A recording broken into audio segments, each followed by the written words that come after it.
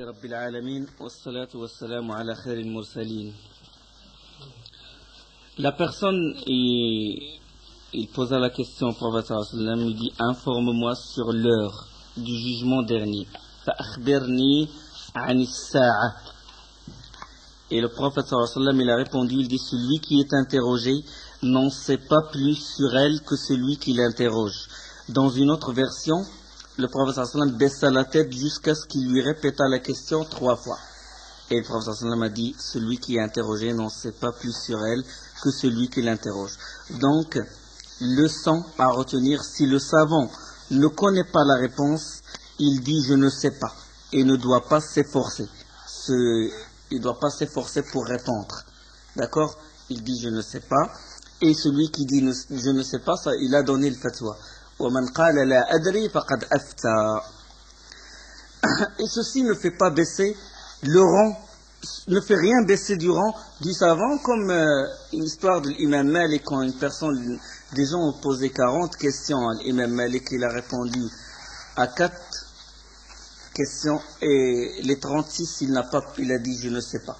La personne, il a dit, tu dis je ne sais pas, tu es l'imam Malik. Il dit oui. Il dit, sort maintenant, il dit à tout le monde que l'imam Malik, on lui a posé 40 questions, et il a dit, je ne sais pas pour 36, il a répondu à 4 questions. Et Ibn Qudama, al-Maqdisi, rahimahullah, il a dit, ceci ne baisse en rien le rang du grand imam Malik, rahimahullah. Et il ne le fait pas descendre du rang des mujtahidines, des rangs des degrés supérieurs aux savants, mujtahid. Donc, ça c'est une leçon à retenir. Il y a autre chose. Si Jibril sait que seul Allah connaît l'heure, pourquoi il a posé cette question? Jibril, il sait que seul Allah connaît la venue de l'heure.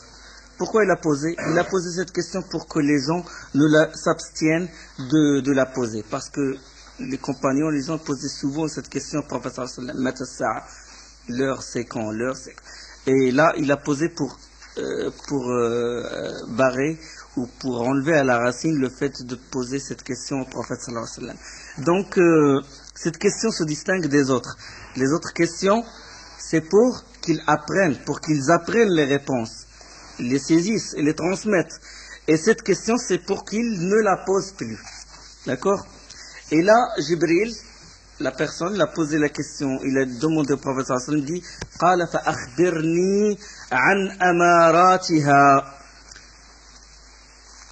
Le prophète sallallahu alayhi wa sallam ne connaît pas l'heure, seul Allah connaît l'heure, l'ilm sa'a. Il dit, Jibril l'a dit, informe-moi sur ces signes précurseurs. Dans la version de Bukhari, il dit خمس لا يعلمهن إلا الله, les 5 clés de l'ghaib, de l'invisible, seul Allah les connaît. Allah indahu ilmu sa'a wa yunazzilu al-ghayth wa ya'lamu ma fil arham.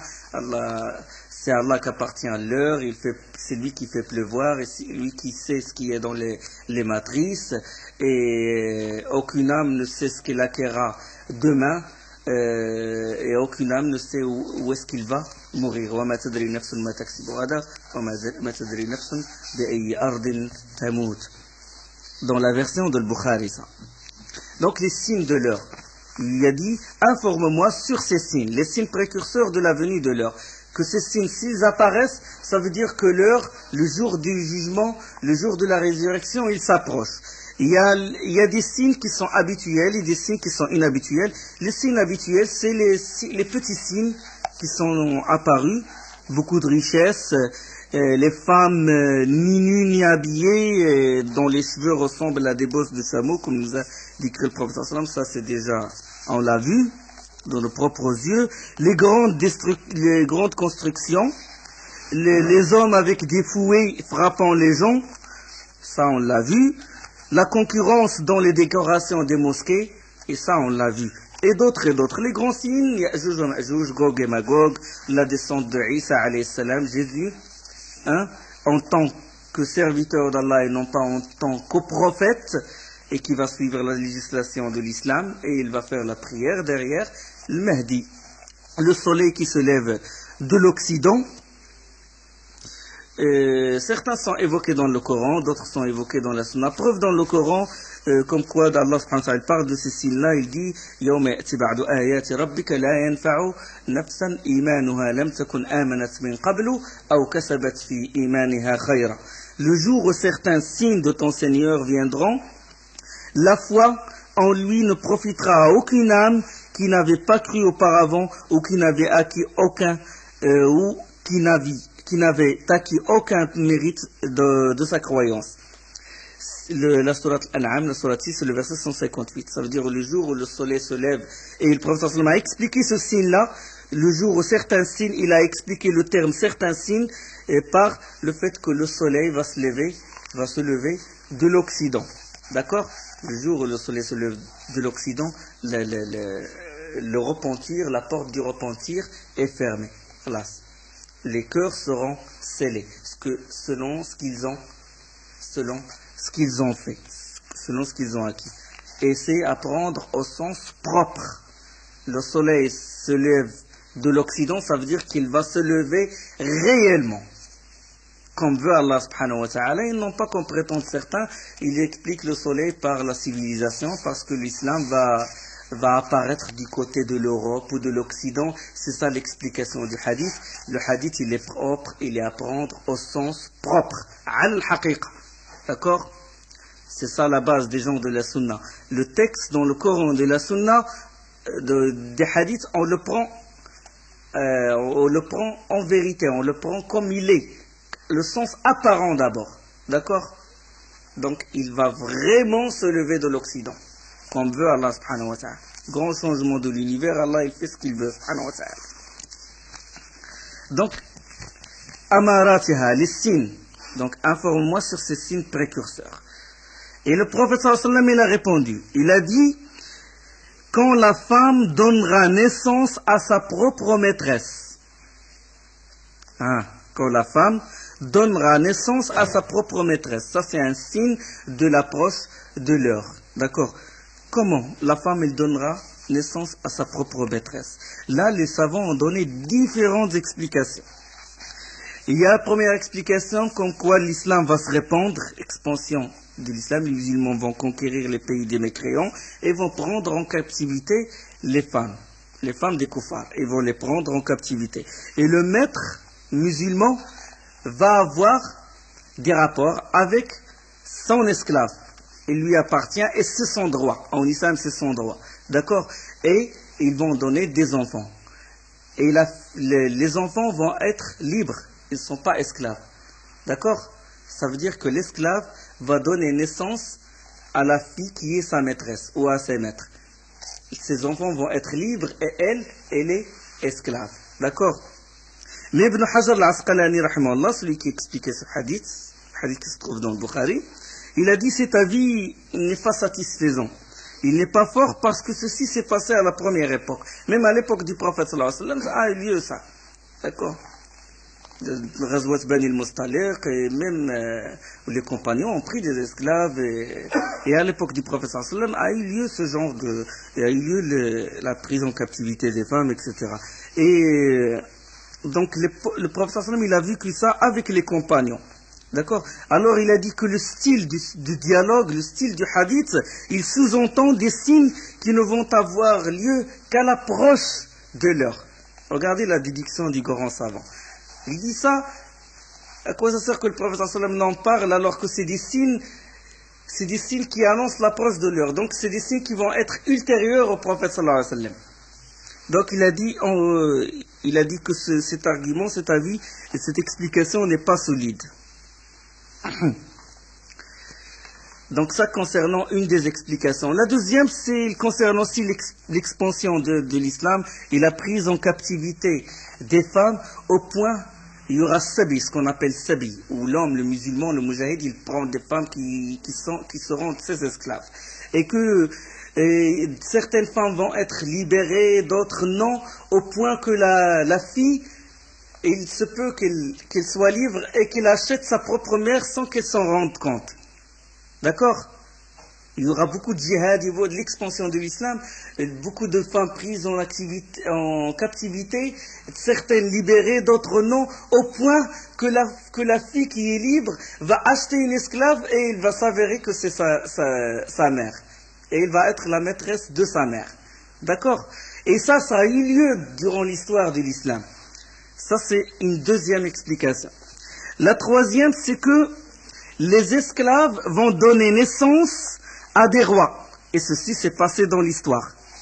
L'histoire à l'époque des Omeyyades, des Abbasides, les Mamelouks. Les Mamelouks, c'était fils d'esclaves. Ceux qui régnaient en Égypte, les rois, c'était des fils d'esclaves, les Mamelouks. Et ça a eu lieu à l'époque des Omeyyades, des Abbasides. Le Ma'moun, par exemple, le Ma'moun Abbaside, sa mère est une esclave, il s'appelle Marajim. Déjà, c'est ce qui a poussé son père, le père de Ma'moun, à choisir l'Amin. L'Amin pour remplaçant. Parce que l'Amin, il est fils de Zubayda, et Zubayda, c'est une arabe pure.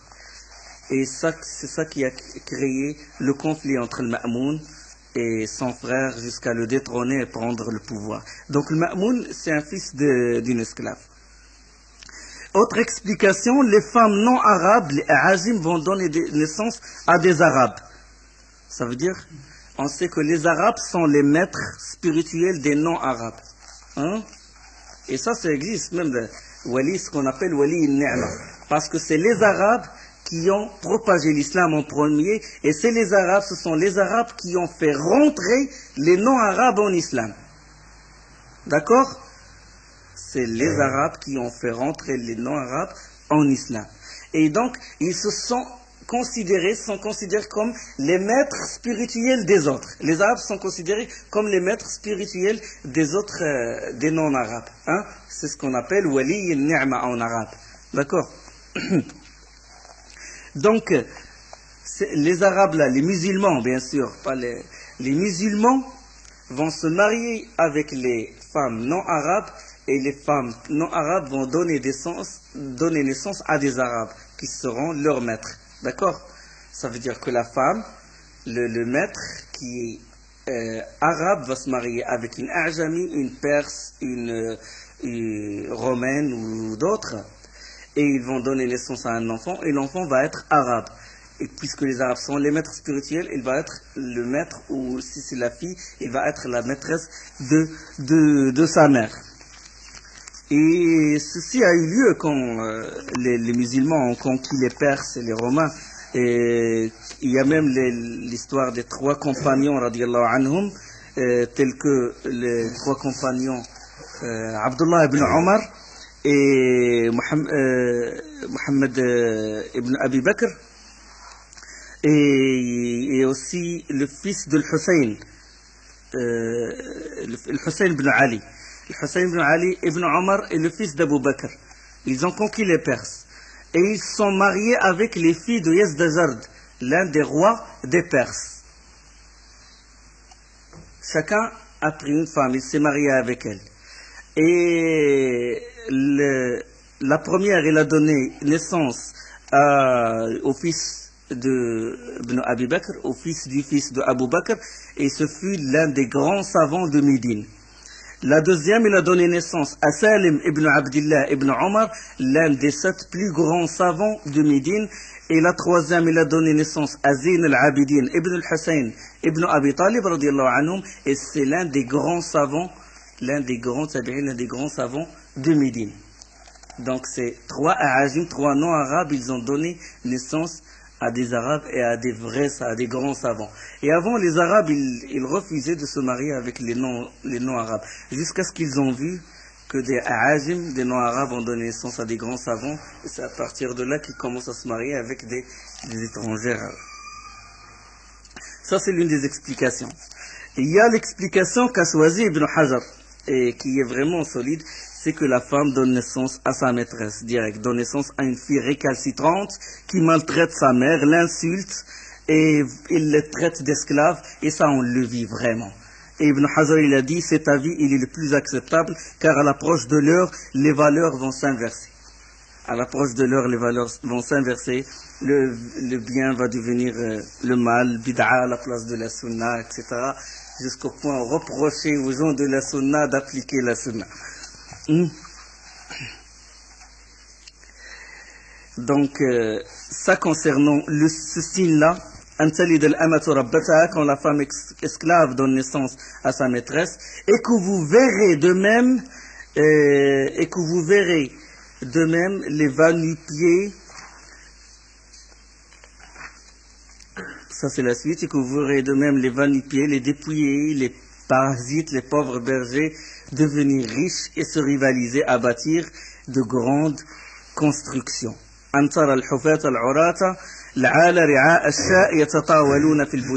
tu verras les va-nu-pieds, les déguenillés, les gueux, gardiens des bêtes se montrer chaque jour plus arrogants dans leur construction.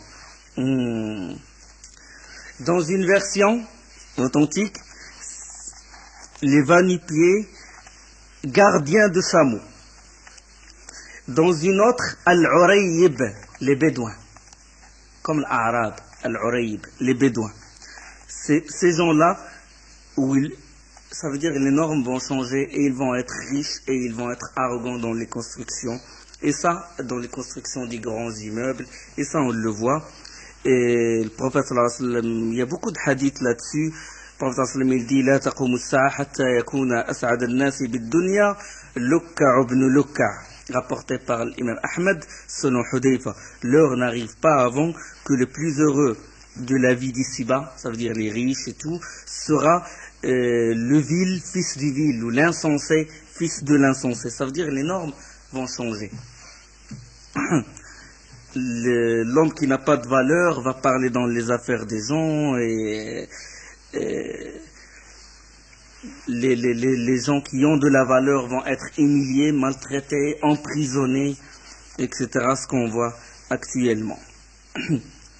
Il y a beaucoup de hadiths sur ça aussi, où le prophète sallam dit, un hadith que j'ai marqué ici, dans Musnad l'imam Ahmed, que le prophète sallam a dit, Bayna yaday as-sa'a sinuna khadda'a, à l'approche de l'heure, des années trompeuses.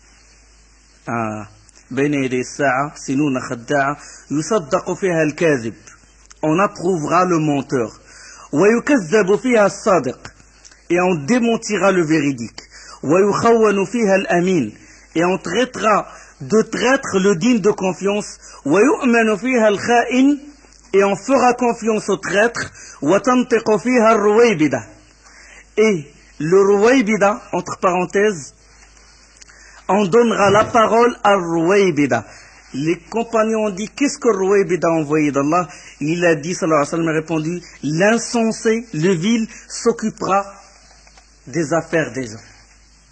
On donnera le pouvoir à des gens vils, insensés, qui ne sont pas à la hauteur. Hadith sahih, dans Musnad l'imam Ahmed, selon Anas. Et c'est vraiment, c'est ce qui se passe actuellement.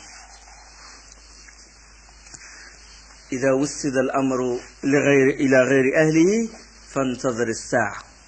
Comme a répondu le prophète sallallahu alayhi wa sallam à quelqu'un qui lui a posé la question, il dit quand on donne l'affaire à celui qui n'en est pas digne, ben attends la venue de l'heure.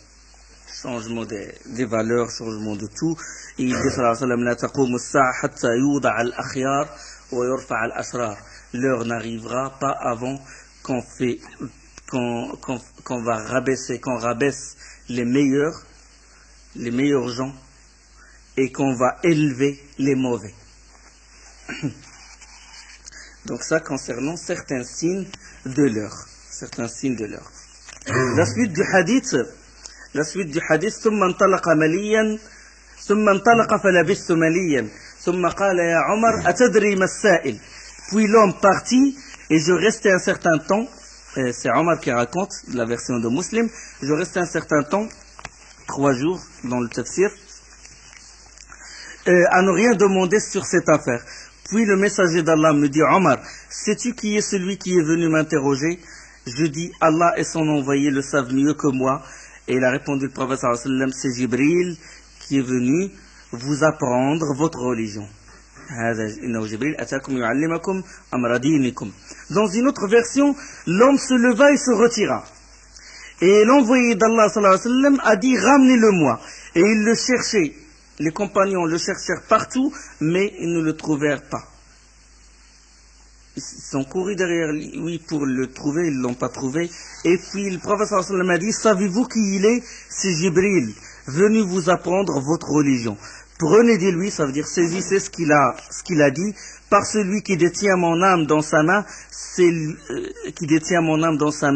la première fois où j'ai eu du mal à le reconnaître. C'est la première fois où j'ai eu du mal à le reconnaître. Je m'en suis pas rendu compte qu'après qu'il s'est retiré. Donc même le prophète sallallahu alayhi wa sallam ne le savait pas. Hein? Même le prophète sallallahu alayhi wa sallam ne le savait pas jusqu'à la fin. D'accord?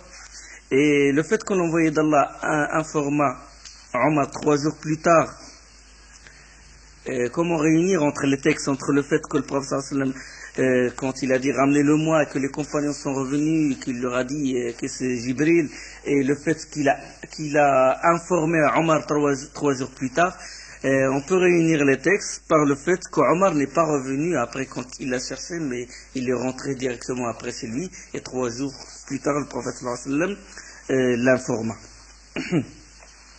Donc, la leçon à retenir, poser des questions est un moyen de connaissance. Et on a dit que ce hadith, c'est la mère de la sunna. Hein?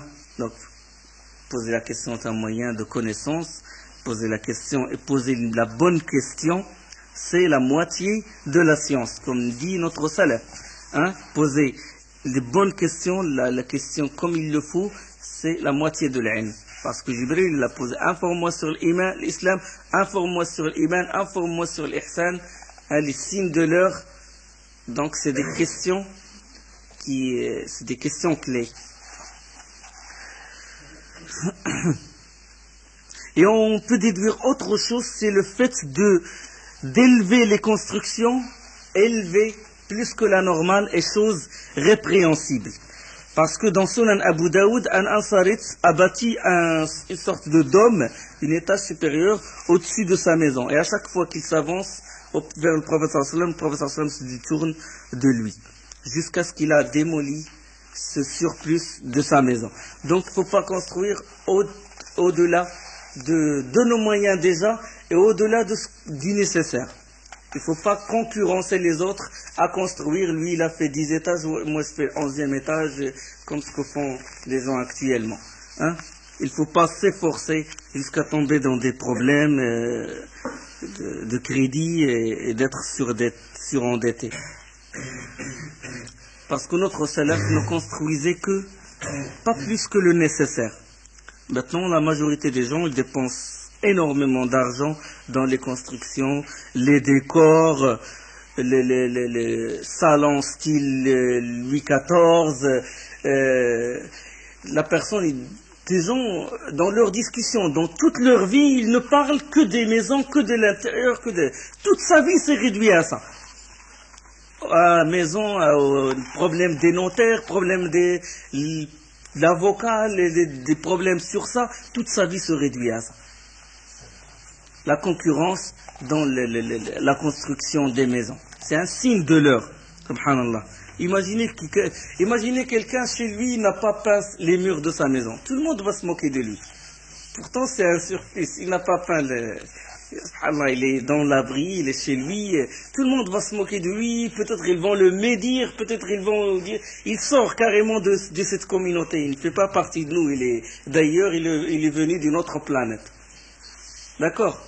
Mais s'il met le parabole qui diffuse les films de perversité, les films qui démolissent l'honneur ils démolissent la personne, ils démolissent son foyer, personne ne va s'étonner. Non, c'est bien, ils vont le féliciter, ils vont aller chez lui, les normes ont changé, subhanallah. Donc ça, c'est concernant ce hadith-là. Et maintenant, on rentre dans le troisième principe, à savoir la connaissance de notre prophète Muhammad sallallahu alayhi wa sallam. Donc c'est le troisième et le dernier principe. Et on sait que l'acte n'est accepté que s'il requiert deux conditions, à savoir la sincérité et que l'acte doit être conforme à la sunna. L'acte, al-amal, n'est adoration, ibada, n'est considéré ibada que s'il requiert les deux conditions. La personne quand il l'accomplit doit être sincère, l'ikhlas, وَمَا أُمِرُوا إِلَّا لِيَعْبُدُوا اللَّهَ مُخْلِصِينَ لَهُ الدِّينَ. Il ne leur a été recommandé que d'adorer Allah, lui vouant un culte exclusif. Et la deuxième chose, c'est l'acte doit être conforme à la sunna. Ça veut dire il est sous le jugement que le prophète sallallahu alayhi wa sallam il a agréé cet acte-là. Allah et son envoyé a agréé cet acte-là. D'accord? Donc il doit être conforme à la sunna. Man amila amalan laysa alayhi amruna fahuwa raddun. Celui qui fait une œuvre qui est en dehors, qui n'est pas sous notre ordre, alayhi amruna, qui n'obéit pas à notre ordre, et cette œuvre est à rejeter. Peu importe cet acte-là, même si la personne est sincère, même s'il pleure quand il accomplit cet acte-là, ce n'est pas conforme à la sunna, est à rejeter, comme a dit le prophète sallallahu alayhi wa sallam. Donc, connaissance de notre prophète sallallahu alayhi wa sallam. Alhamdulillah, on a fait la sira, où on a parlé suffisamment de notre prophète sallallahu alayhi wa sallam, avant à la Mecque, à l'Hégire, la prise de la Mecque, les différentes batailles, etc., etc. Donc, dans la sunna réside la connaissance du prophète sallallahu alayhi wa sallam. Il s'appelle Mohammed, et le loué, ça veut dire Mohammed loué, loué par Allah subhanahu wa ta'ala. Il est aussi Ahmed. Il s'appelle Ahmed. وإذ قال عيسى بن مريم يا بني إسرائيل إني رسول الله إليكم مصدقا لما بين يدي من التوراة ومبشرا برسول يأتي من بعدي اسمه أحمد, comme dans sourate As-Saff. Et quand Jésus, fils de Marie, dit enfant d'Israël, je suis vraiment le messager d'Allah envoyé à vous, confirmateur de ce qui dans la Torah est antérieur à moi et annonciateur d'un messager à venir après moi, dont le nom sera Ahmed. Donc parmi ces noms, c'est Ahmed. Parmi ces noms, c'est le Mahi, dans la sunna du prophète, le Mahi, l'effaceur, ça veut dire il efface shirk et les fausses croyances. Le Hashir, ça veut dire que le jour de la résurrection, il aura la grande intercession. Il va intercéder auprès des croyants, auprès des gens pour être jugé et intercéder auprès des croyants de sa communauté. Et l'Aqib, c'est un autre nom du prophète sallallahu alayhi wa sallam, qu'il est le dernier prophète. Le Khatim aussi, c'est le sceau des prophètes. Al-Muqaffi, ça veut dire aussi le dernier. Et Nabi al-Rahma ou al-Malhama, le prophète de la miséricorde. Et Nabi Tawba aussi, le prophète du repentir. Et d'autres noms ont été évoqués, on les voit dans certains livres, mais ce ne sont pas les noms du prophète sallallahu alayhi wa sallam, ce sont ses qualités, et non pas ses noms. Et les noms Yassine et Taha, ce ne sont pas des noms du prophète sallallahu alayhi wa sallam, parce qu'on n'a aucune preuve là-dessus. Wallahu a'lam. Et son surnom, c'est Abul Qasim. Dans le hadith sahih, Abul Qasim, le prophète sallallahu alayhi wa sallam a dit, n'adoptez pas mon surnom, mais adoptez mon nom. La personne ne doit pas s'appeler Abul Qasim, Mohammed Abul Qasim, mais il doit prendre le nom du prophète sallallahu alayhi wa sallam, Mohammed. D'accord? Et qui l'a nommé, c'est Abd al-Muttalib, son grand-père.